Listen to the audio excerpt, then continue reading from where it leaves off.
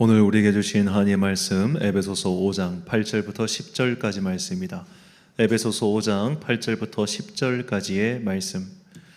양이 짧으니까 우리 다 같이 그냥 8절부터 10절까지 한 목소리로 함께 읽겠습니다. 시작. 너희가 전에는 어둠이더니 이제는 주 안에서 빛이라. 빛의 자녀들처럼 행하라. 빛의 열매는 모든 착함과 의로움과 진실함에 있느니라.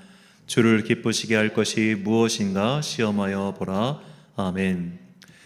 하나님께 웃음을 드리자 라는 제목으로 주님의 말씀 선포하겠습니다.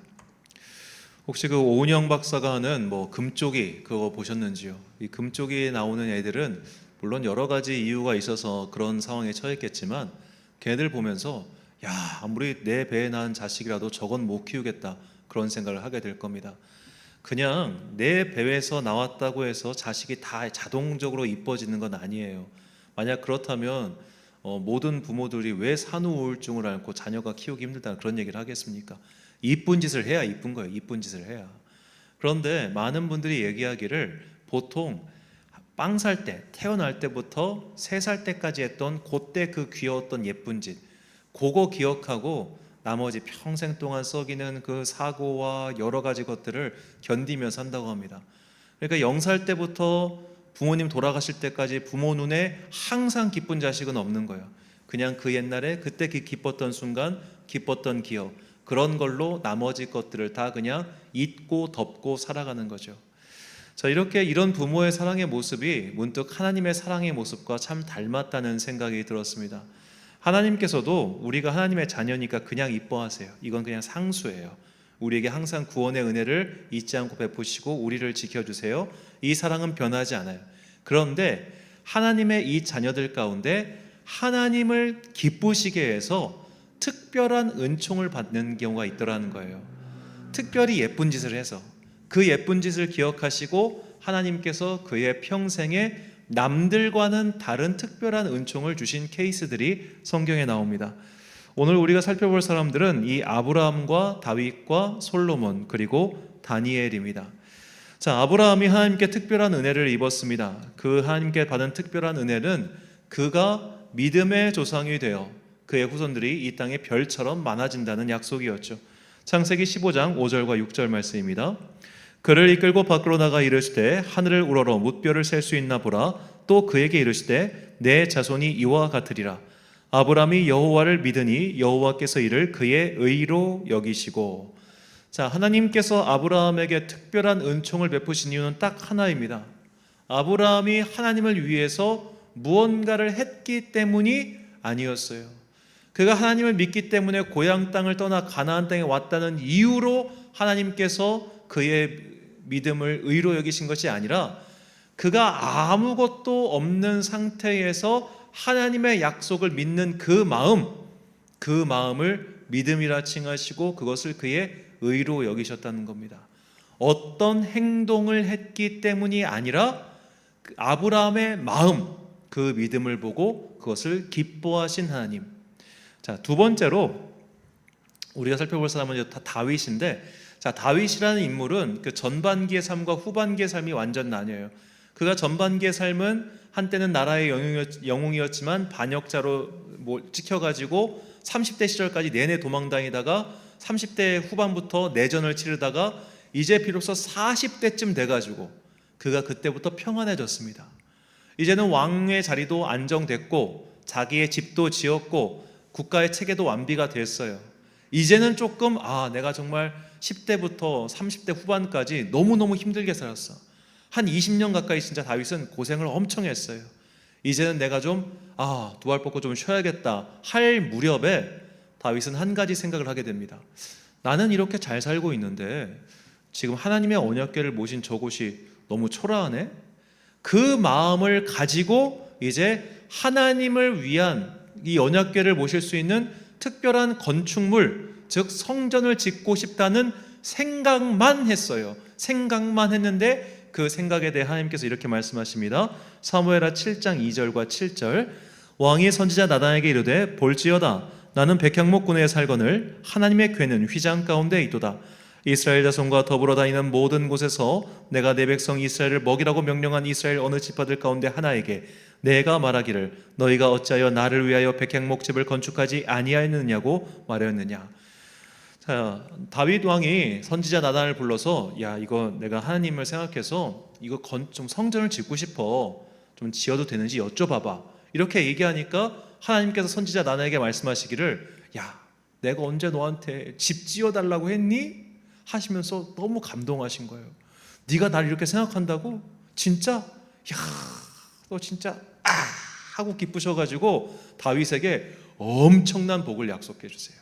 너의 왕관은 끊어지지 않을 것이고 왕위는 영원할 거야. 정말로 그 전임자 사울 왕에 비하면 엄청나게 큰 복을 약속하십니다. 다윗이 하나님을 위해 한 건 지금 아무것도 없어요. 성전을 지은 것도 아니고 성전 지을 돈을 모은 것도 아니에요. 그런데 그가 그 마음을 품었단 것 그 하나로 하나님께서는 그에게 영원한 선물을 약속하십니다. 자, 세 번째는 솔로몬입니다. 자, 솔로몬이 왕위에 올랐어요. 아직 성전은 건축하지 않았어요. 그래서 그가 성전에서 예배드릴 수 없기 때문에 기브온이라고 하는 곳에 가서 큰 제단 그 위에다가 1,000마리의 소를 한꺼번에 번제로 드립니다. 자, 그리고 나서 하나님께서 솔로몬의 꿈에 나타나셔서 물으셨어요. 내가 너에게 무엇을 줄까? 그러자 솔로몬이 이렇게 대답하고 그 대답이 하나님의 마음에 들었습니다. 열왕기상 3장 9절과 5절, 9절, 10절.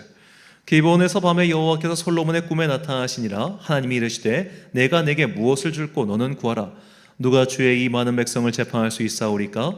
듣는 마음을 종에게 주사 주의 백성을 재판하여 선악을 분별하게 하옵소서. 솔로몬이 이것을 구하매 그 말씀이 주의 마음에 든지라. 자, 솔로몬이 1,000번제를 드렸기 때문에 하나님께서 그 행위가 그의 마음에 든 것이 아니었어요. 솔로몬이 지금 구한 그 대답, 하나님, 제가 백성들 재판을 해야 되는데 저 사람들이 그냥 아무나 백성들이 아니고 주님의 백성이잖아요.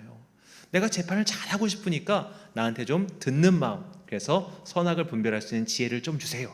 이 말이 하나님을 너무 기쁘게 한 거예요.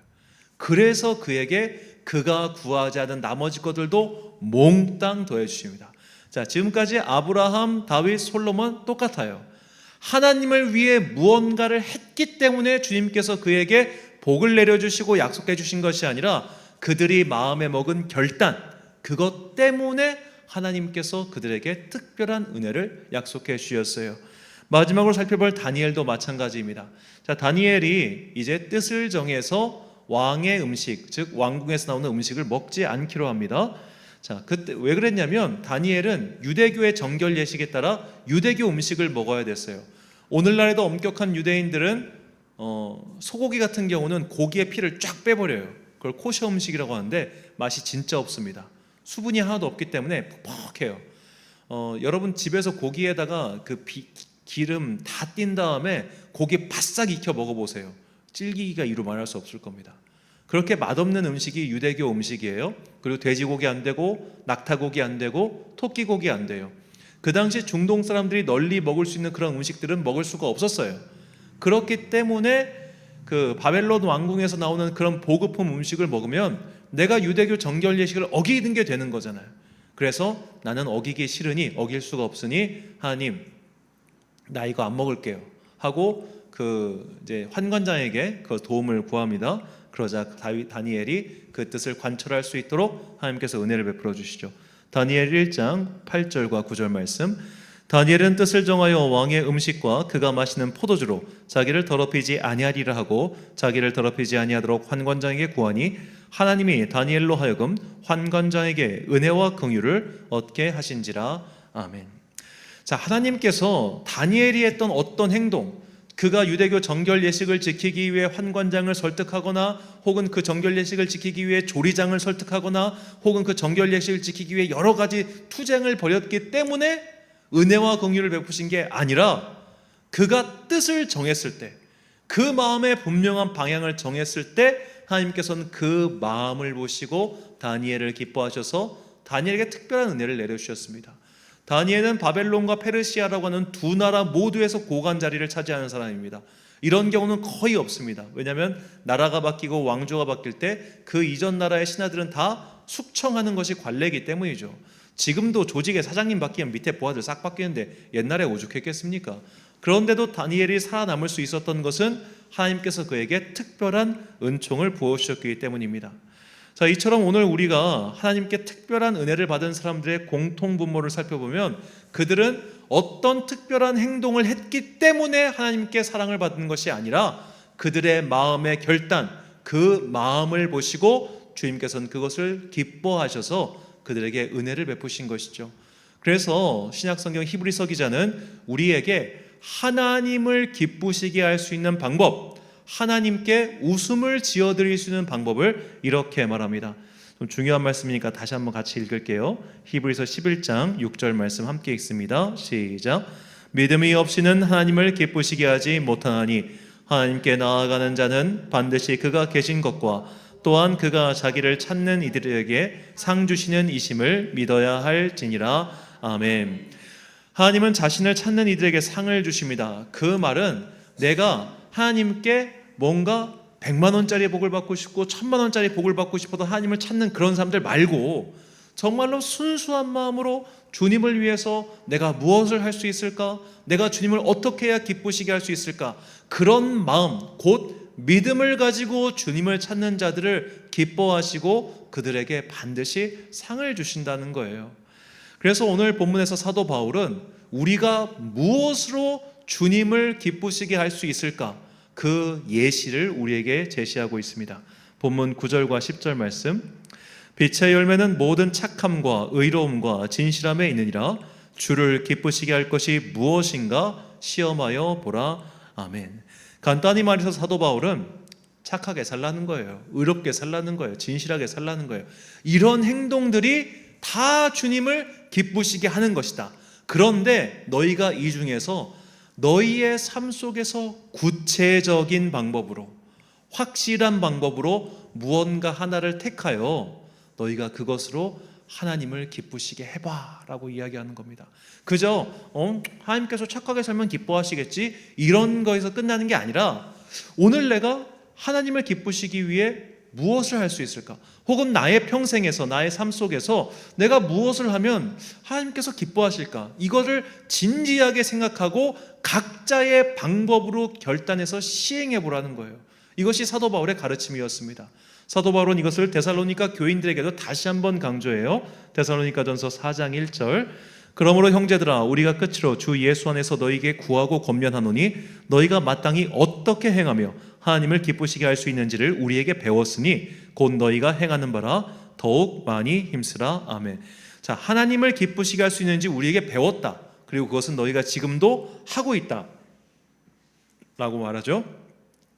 그리고 데살로니가 4장에서 계속해서 이 방법들을 얘기하는데 이것들은 세상과 다른 거룩함이며 형제와 이웃사랑이고 또 근면하고도 성실한 경제활동, 그리고 믿음의 동료들을 권면하고 또 그들이 믿음 안에 머물도록 지켜주는 것. 자, 이런 것들이 하나님을 기쁘시게 하는 것들이라고 이야기하고 있습니다. 자, 그런데 우리가 이것들을 이미 다 하고 있을 것이고 또 알고 있어요. 그런데 이런 행동들, 이렇게 겉으로 드러난 신앙인의 행동들을 사실 믿지 않는 사람들도 얼마든지 해요. 만약 빛의 열매를 단순하게 의롭게 사는 것, 정의롭게 살고 진실하게 살고 가난한 사람들을 도와주고 세계의 평화에 이바지하는 그런 행동을 하는 것으로 국한시킨다면 아마 우리보다 훨씬 더 복을 많이 받을 사람들은 NGO 사람들일 거예요. 그린피스라든지 그런 NGO, 이 지구 환경 기후 위기를 막기 위해서 노력하고, 제가 강아지를 정말 좋아하는데 이게 막 유기견 봉사활동, 유기견 구조활동 이런 거 하시는 분들이 있잖아요. 그런 사람들이 더 복 받겠지. 생명을 지키기 위해 그렇게 열심히 노력을 하는데, 비록 개일지라도. 그래서 사실은 요즘엔 좀 우리나라 애견인들은 안타까운 게, 저는 강아지를 사랑하는 사람이면 당연히 사람도 사랑할 거라 생각했거든요. 근데 요즘은 지 개새끼가 더 먼저요, 사람보다. 그런 사랑 말고 정말로 의롭고 성실한 마음, 저 인류애적인 마음으로 세상에서 착한 일을 하는 사람들이 그럼 하나님의 특별 은총을 받아야겠네? 성경은 그렇게 이야기하지 않아요. 우리가 빛의 열매를 맺어가는 것, 세상에서 거룩하고 의롭게 사는 것, 이거 하나님을 기쁘시게 하는 건 틀림없어요. 확실해요. 하지만 그 중심에 하나님을 향한 마음이 없는 사람들도 그 일을 할 수 있다는 거예요.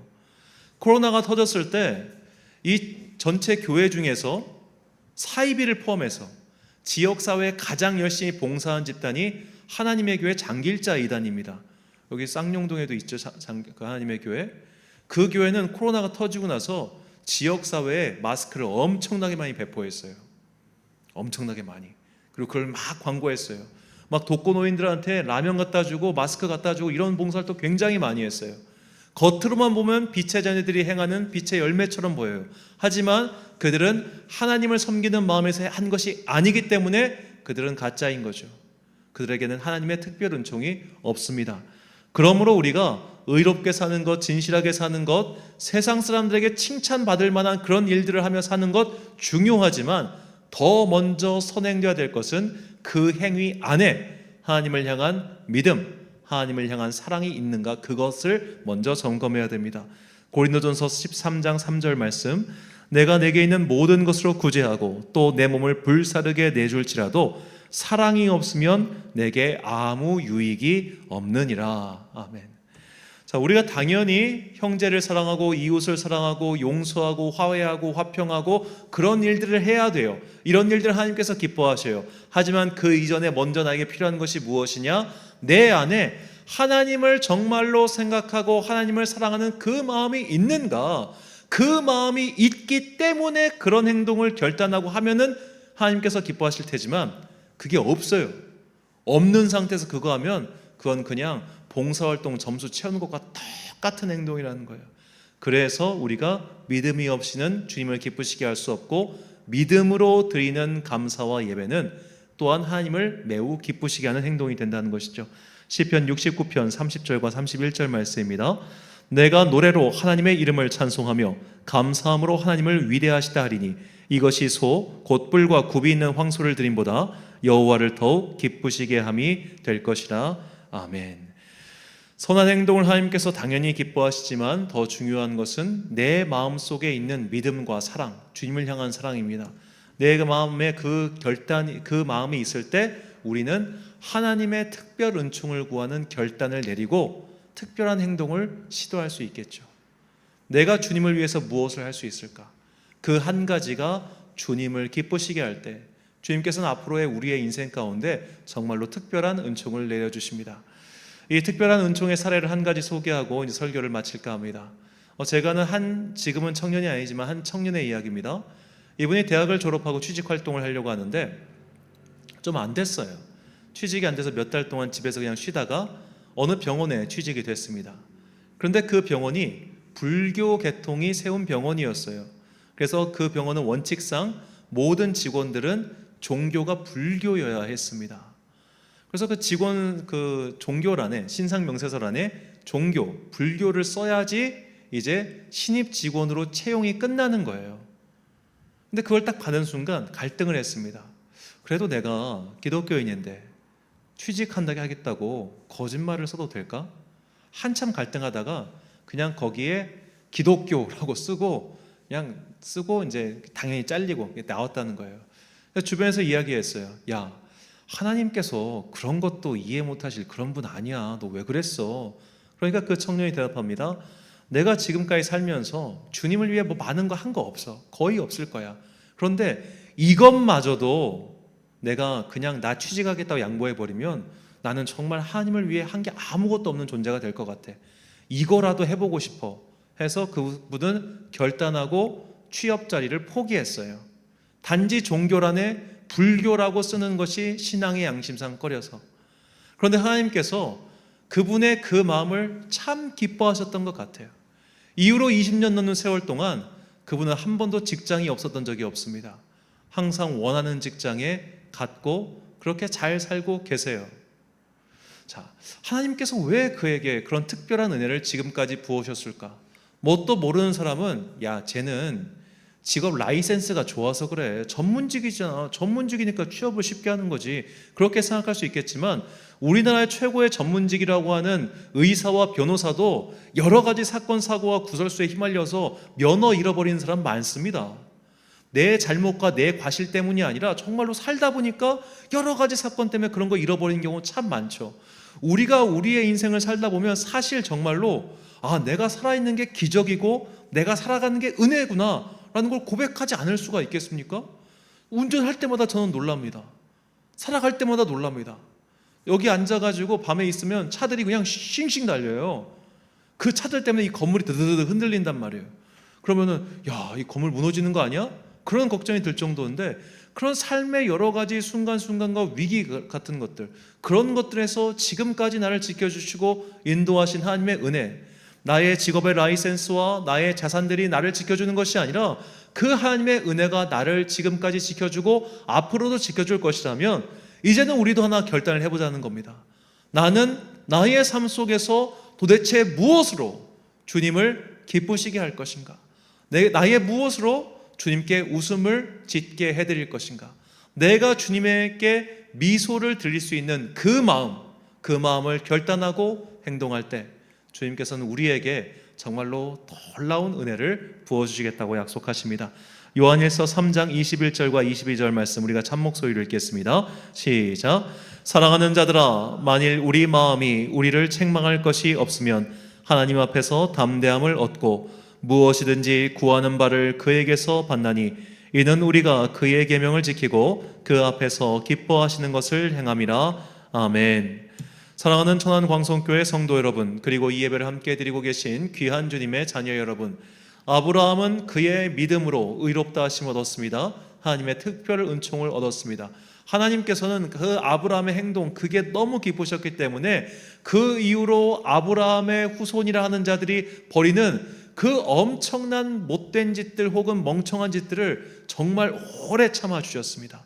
다윗도 마찬가지입니다. 다윗은 전임자인 사울왕보다 어쩌면 훨씬 더 나쁜 짓을 많이 한 사람인지도 모릅니다.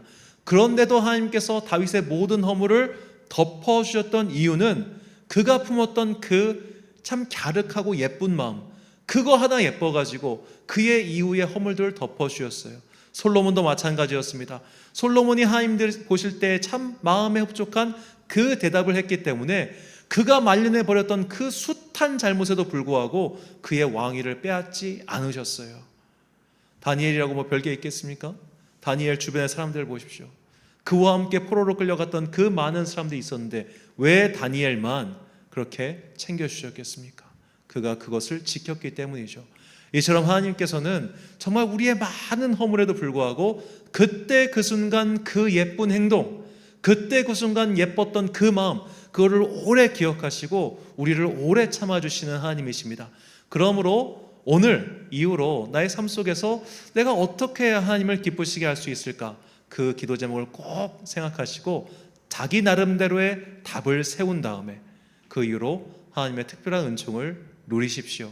하나님께서는 분명히 우리가 이후로 벌어질 여러 가지 삶의 고비와 어려움과 또는 실수와 혹은 죄에도 불구하고 그때 그 세웠던 예쁘고 귀엽고 사랑스러운 그 마음, 그거 하나를 기억하시고 영원한 축복을 우리에게 내려주실 것입니다. 이렇게 특별한 은총을 사모하며 그 일을 행하여 주님께 웃음을 지어드리는 사랑스러운 하나님의 자녀들이 되시길 예수님의 이름으로 축원합니다. 기도하겠습니다. 사랑과 내가 풍성하신 아버지 하나님, 주님께서는 우리의 행위를 보시는 것이 아니라 우리의 마음을 보시는 분이십니다. 우리의 마음이 신실하고 진실하고 그리고 순수하게 하나님을 사랑하며 하나님을 기쁘시게 할 행위, 그것을 결단할 때 주님께서는 그 결단을 기쁘게 여기시고 우리에게 특별한 은총을 내려주신다고 약속해 주셨습니다. 이 약속을 가슴에 새기고 나의 평생 동안 나는 주님을 어떻게 기쁘시게 해드릴 수 있는가? 나는 무엇으로 주님께 웃음을 지어드릴 것인가? 그것을 고민하고 묵상하고 기도하며 깨달아 그 내 삶 속에서 그것을 실천해 나가는 주의 자녀들 되게 하여 주옵소서.